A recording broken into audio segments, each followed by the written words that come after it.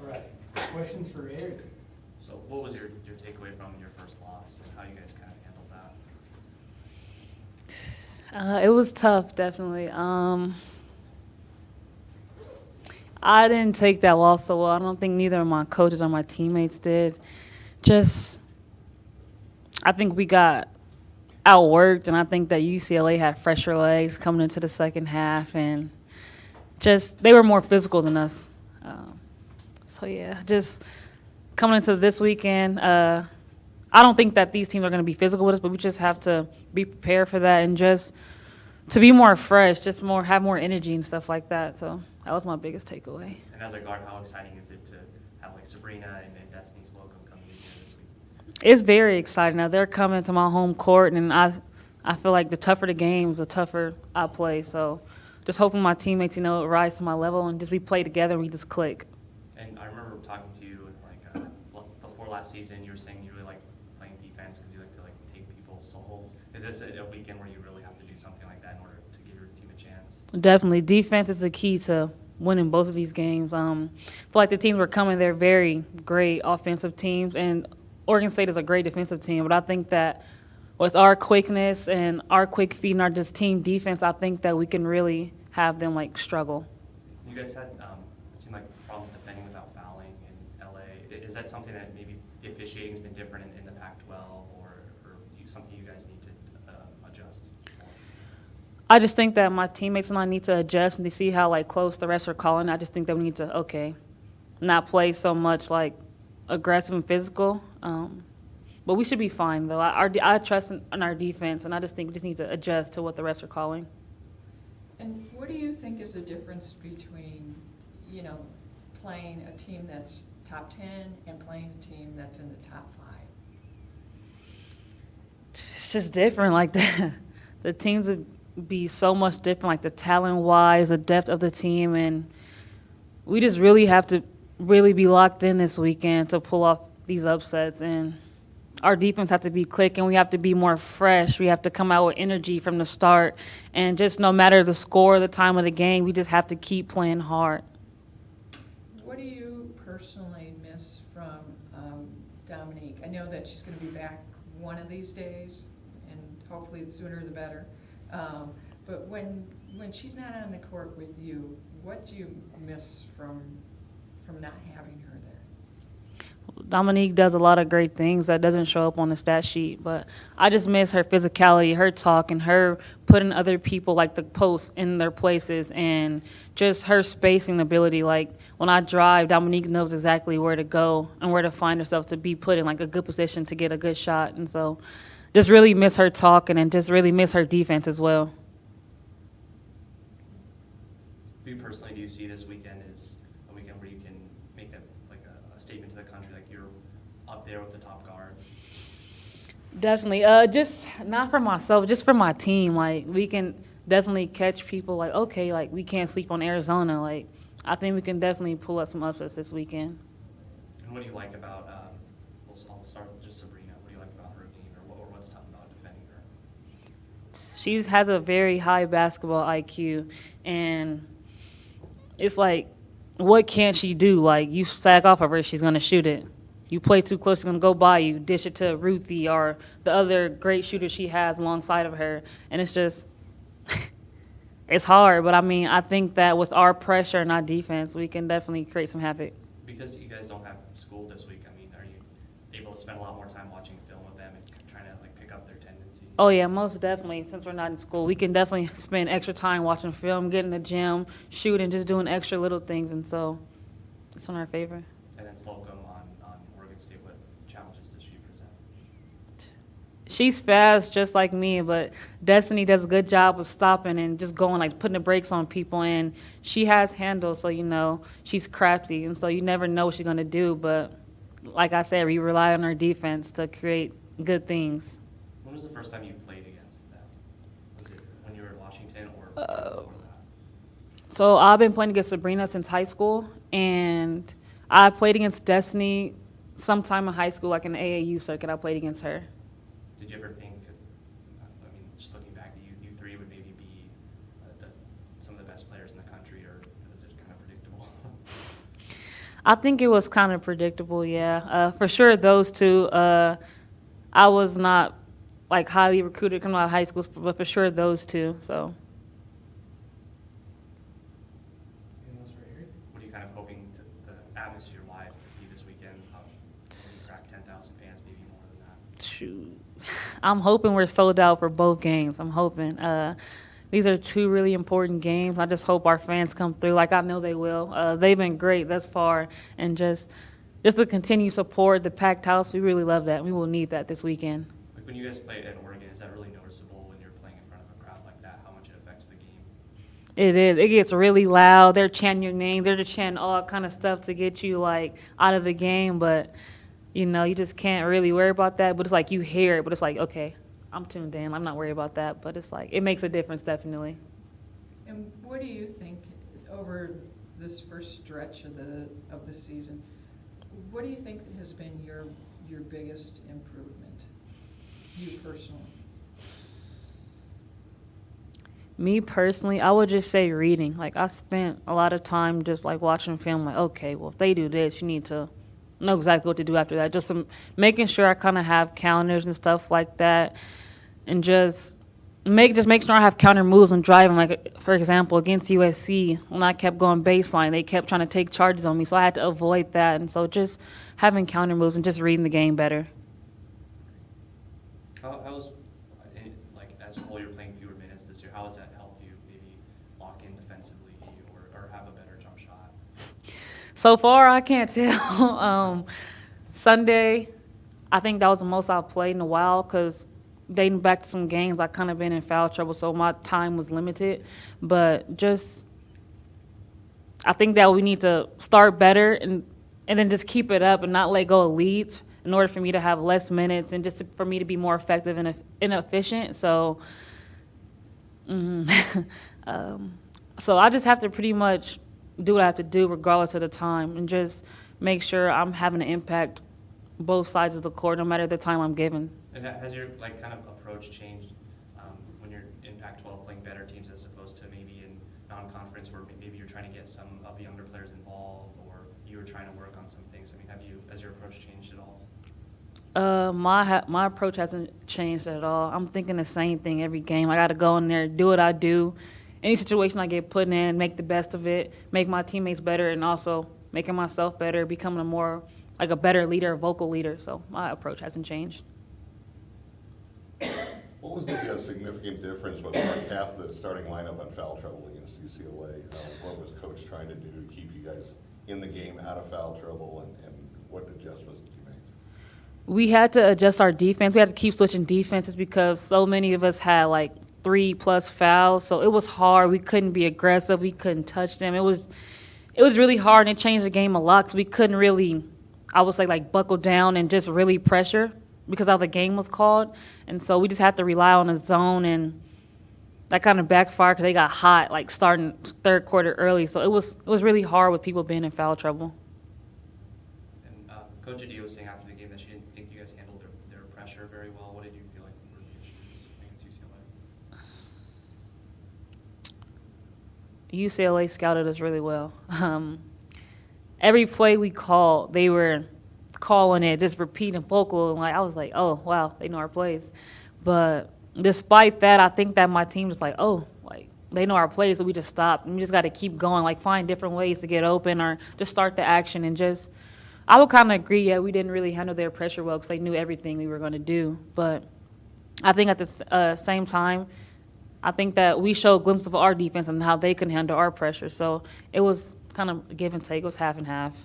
For teams calling out your plays and stuff, is that something that's new this year, or is that just kind of what happens in conference play because everyone knows everything? That's just kind of what happens in conference play. Like they really scout you. They know the plays. They know the hand signals, all that. And so, I mean, it happens. I mean, they just got to stop it. So, I mean, we're ready for them second half, so it's fine. All right, thank you. Thank you. Thank you. Coach, what was your takeaway from the high at UCLA and the low, or high at USC and the low at UCLA? Yeah, I was going to say there wasn't a lot of highs the second half. So the high from USC is being able to win another road game against a good team. I think USC is going to beat a lot of people. You know, their athleticism, their size inside bothered us, but I thought we did a really good job. and you always, you want to get the first game on the road because the second one you're a little bit more tired. It's a quicker turnaround, so that was a key game for us.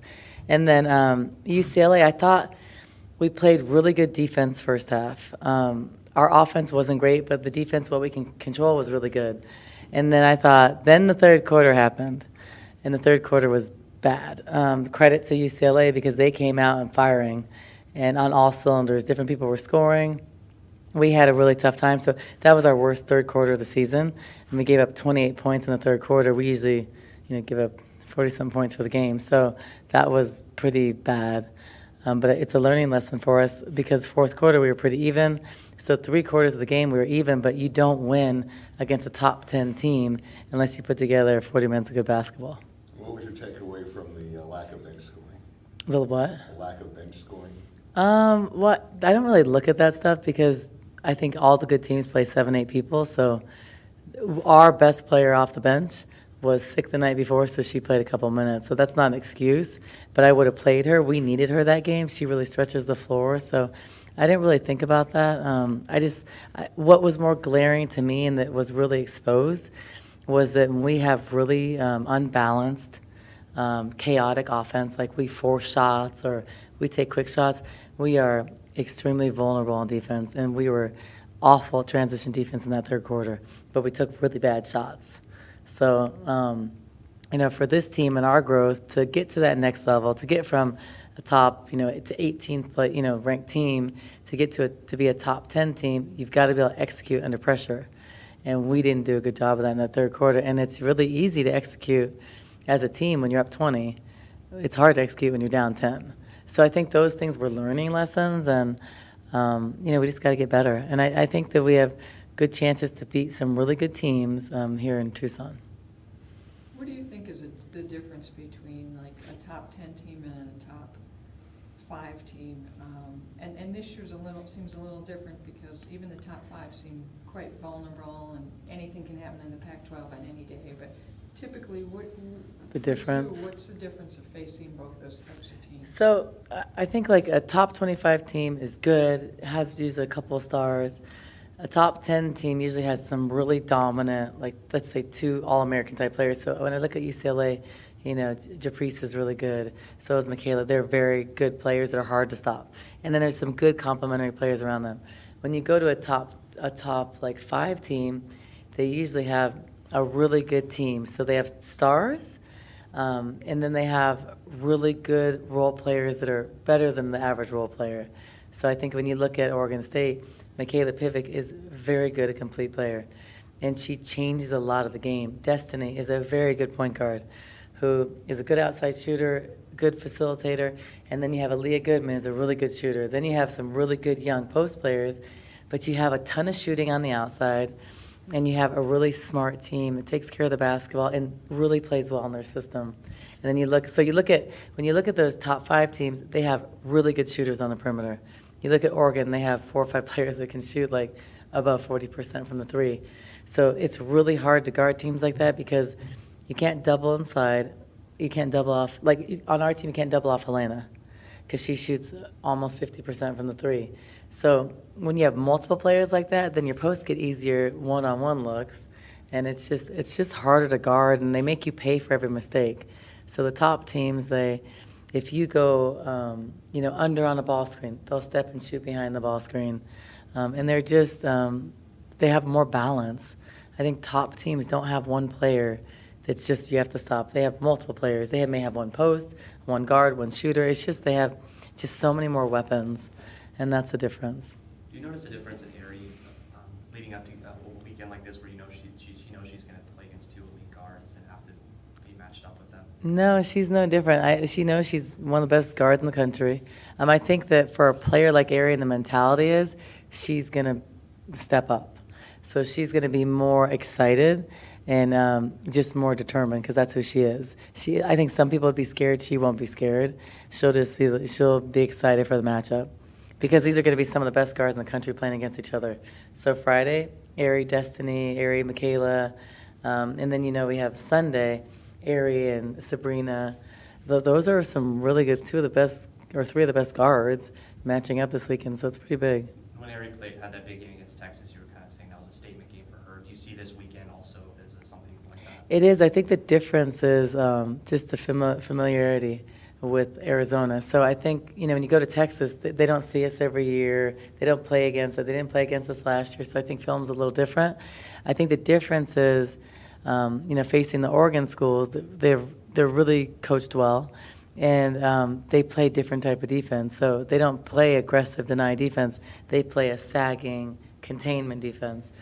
So that tends to be more problematic for a player like Erie because there's going to be 5 people sitting in the paint. And I think they're going to force us to shoot. So I think the difference is when you go play athletic teams like Texas, those guards get, in your face and they pressure you. And I think in the Pac-12, especially the Oregons, they're not going to pressure you. They're going to pressure her, but they're going to funnel her to all the help. And they're going to make her make decisions that she's not comfortable with. And I think that's what makes it fun. Does someone like Erie have more time this week to kind of study her opponent just because there's no school? Probably a little bit, but like college kids, they're not studying a whole lot. Like I knew 2 kids that actually watched a ton of film and studied the game, and that was Chantel Osahar and Kelsey Plum. There are other players may watch a game, but kids nowadays, they're not studying basketball. There's not a lot of basketball junkies just in general. Yeah, she'll probably but I can say Erie has watched a lot more film this week because she's had more time. But on it, traditionally, like in this generation, they're not studying, and I didn't do that in college either, so. What have you seen from Mary in these first, now 14 games, that she's really improved on? She's really, she's a lot more vocal, more consistent. So, a year ago in practice, she wasn't bringing it every day in practice. She is now, more competitive, a better leader, reading game situations a lot better. I think a lot stronger going to the basket. I keep on saying her 3 will get better. I had a talk with her because she's having to take a lot of hard 3-point shots. And it's hard if you take 4 threes and they're all step back threes over contested at the end of shot clock, you're going to have a low percentage. So my conversation with her is you can get the rim at any time. So take the threes you want. And don't take such hard threes and some of that's our fault because we're we can't turn the corner and make a play. We're like, here, Ari, make a play, So I think some of that is just a team thing that we're correcting. But she'll get 1-2 step open looks and she will shoot them well. So I think that percentage is kind of, it's misleading on her and on Amari. Amari's traditionally a 33% 3-point shooter. She hasn't shot the ball well. It's a new system, and I think it'll take time, but I think we'll see a difference in the next 2 weeks in the Pac-12. I really do for both of them. So you talked about having the one bad quarter against UCLA, and that was a big problem against Oregon last year, one really bad quarter. Yeah. How do you keep from that having that happen? Well, and that's the hard thing. So really good teams wear on you. Really good teams force you to do that. So that's the difference in those top 5. And so when you're playing a top 10 or top 20 team, they let you hang around a lot. When you're playing a top 5 team that has been to the Final Four or has had a lot of success, they know how to make you have a quarter like that. So I think for us, it's going to be we can't go through 5-minute lulls of not scoring and not defending. And it's going to be funny because we're going to want to make the pace fast, and they're going to want to slow it down. So we just have to lock in. We have to learn and what good shots are and when. So, for instance, at UCLA, you can't take 4 quick shots in a row because the great teams, they kill you in those 4 minutes, 5 minutes. The average teams, they just kind of take bad shots too. But that's not going to be how it is this weekend. So we have to have very good, efficient offense. If we're not scoring, we can control our defense. So we can control us getting back and stopping transition. But I really feel that if we don't run good offense, we won't win the game. Because if we don't run good offense, we are going to get murdered in transition defense, just like we did in the third quarter at UCLA. So we're going to have to take our time, play into the shot clock, and slow our pace down a little bit just to be successful in this game. If it's like a rat race and we're missing shots, we're not going to be able to, we can't play them consistently in half court. Like they're bigger, and it's just tough. Seems like defending, you guys have committed too many fouls on defense. Is that something that you guys you're not doing something well, or the officiating's just been a little bit different? No, that's the first time all year we've had that kind of foul trouble. So it's not a conversation I have because that's not what we do. I don't remember the last time Ari and Sam fouled out of a game. Like in, I don't know, not this year, so 14, the whole NIT. So in the last 20-some games, I don't remember that. So I'm not going to change anything. I just know just the way it is basketball. We're going to be able to play more physical at home. UCLA was able to play more physical. It's not a intentional thing. I think it's just the flow of the game, the crowd. I think that's just kind of how it is. That's why you want home court advantage. That's why I want a lot of fans, because we're going to play more physical at home. And you're more confident, so I think you take more chances and stuff. But throughout the year, I think we've shown that we can play solid defense without fouling. Now, are we going to hold teams to 40 points a game in the Pac-12? No, we're not. But we still need to, we can control our defense and our effort and our rotations. And, the challenge to my team is, like, can you do those things, the little things, when you're down? Like, it's different when you're up. So being able to lock down and know you need to stop, that's that next level for us. So that's the difference of us of being 18 or 10. We have to know collectively when we need to stop. We have to know what kind of shot we need. So that's where we're not at yet. And we'll get there, but that takes time. So you talked about the crowd. What are you kind of expecting? I mean, I would be expecting, I'd say I think there's already been over 5,000 seats sold. So I think 8, but I'm going to try to get 10. So you guys need to help with that. And what would a win in either of those games mean for your program? I mean, it's huge. I think that would probably be the biggest upset since 04. So I think that we have a tremendous opportunity. I believe that everybody's beatable. And I would say that in the country from 1 to 10, because we've seen all the upsets. I think more upsets this last month than happened in years. So we have a great opportunity. We have nothing to lose. If we don't win this game at home, it doesn't matter. We're not supposed to win it. We're 18. We're not supposed to beat number 2 or 3. But if we do win, it's the biggest upset in college basketball. On Friday. So I think, and I think we're capable. We went to double overtime with Oregon State last year. So our team is confident. I think our style of play bothers them, but they're a really good team. So we have to play really good. And it's only their second road trip this year. So Wanting to play physical at home, like you said. And now you have added depth in the post with Samaje and Kate. Would you consider playing them both against Ruthie because she's a load? Yeah, I mean, so the areas that we miss, like we really miss TT. We miss her on the perimeter as just someone tough, grit, and just experience and knows how to win. And then in the post, we miss Dominique because Dominique is who matches up against those players. But I think Kate's done a tremendous job, and so has Samaje. I think the hard thing is with Dominique out, we don't have experienced rotation. So we have Samaje and Kate, and then we have freshmen behind them. So I think that's been a challenge because otherwise we have Samaje, Kate, and Dominique. That's a good 3-player rotation. So that's been a challenge, but you gotta do what you gotta do. And we've been able to win shorthanded, and I think that's been good. Is there a timetable for Dominique? No, I mean, she's day by day, but she's practicing. So if she's 100%, there's a chance she could play in the next week. So I'm optimistic. But it's one of those things, too. It's like as a coach, you don't want to rush something like that because what happens is you rush her, and then she comes back for a week, and she's out for another month. So on these type of things, it's like if there's an ankle sprain, we know it's bad.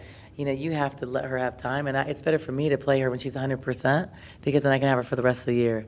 Not try her when she's 50 and it doesn't help and she's out of rhythm. It's just not good. So we're patiently waiting.